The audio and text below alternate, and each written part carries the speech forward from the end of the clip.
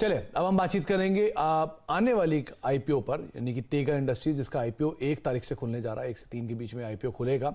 Mining equipment बनाने के कामकाज के अंदर ये कंपनी है और आईपीओ का जो प्राइस बैंड है वो करीब करीब 443 से 453 रुपये पर शेयर कंपनी ने तय किया है। 1 से 3 तक ये खुला रहेगा और 10 रुपये की फेस वैल्यू है। 20 के मल्टीपल पे स्टॉक है, जबकि सेक्टर 30-31 के मल्टीपल पर यूजुअली ट्रेड करता है। बातचीत करने के लिए हमारे साथ कंपनी के director and group CEO Mehul Mohanka साहब मौजूद हैं। सर नमस्कार, स्वागत है कार्यक्रम में। सबसे पहले तो मेजर रेवेन्यूज जो है कंपनी का करीब 85 से 90% के आसपास का रेवेन्यूज जो है वो एक्सपोर्ट से कंपनी उठाती है।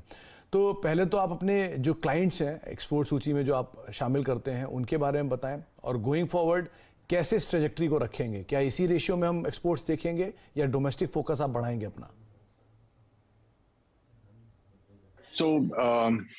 ओवरसीज जैसे जितने बड़े माइनिंग कंपनीज के नाम अगर आप सोच लें तो चाहे BHP बिलिटन हो, रियो टिंटो हो, एंग्लो अमेरिकन हो, उन साइज के माइंस या माइनिंग ऑपरेटर्स हैं, फिर मिड साइज माइनिंग ऑपरेटर्स हैं। तो सारे जो बड़े बड़े कस्टमर्स हैं, छोटे कस्टमर्स हैं, सबसे हमारी काफ़ी सालों से सप्लाई करते आ रहे हैं और हमारा उनके साथ रिलेशनशिप है।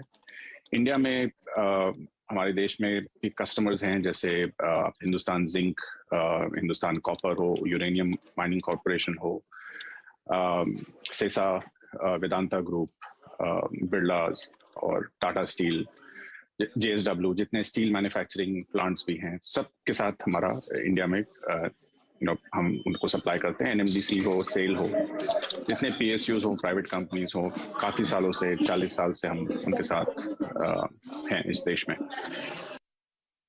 मेहुल सर एक बात और बताएं, क्योंकि ये कंपनी का जो आईपीओ आ रहा है पूरा OFS है, तो गोइंग फॉरवर्ड जो कंपनी की ओरिजिनल फंडिंग है या फिर ओरिजिनल ग्रोथ की फंडिंग है वो कैसे कंपनी करने वाली? इंटरनल अक्रूवल्स होंगे या कैसे उसे फंड करेंगे आप?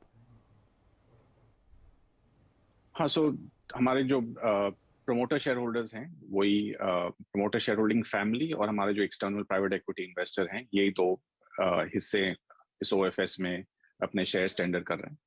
इसमें T एसोसिएट्स है हमारा प्राइवेट इक्विटी इन्वेस्टर, वो सारा ये एग्जिट कर रहा है, उसके जितने शेयर्स थे कंपनी में जी। और प्रमोटर फैमिली की तरफ से एक बहुत छोटा परसेंटेज हम टेंडर कर रहे हैं। ओके।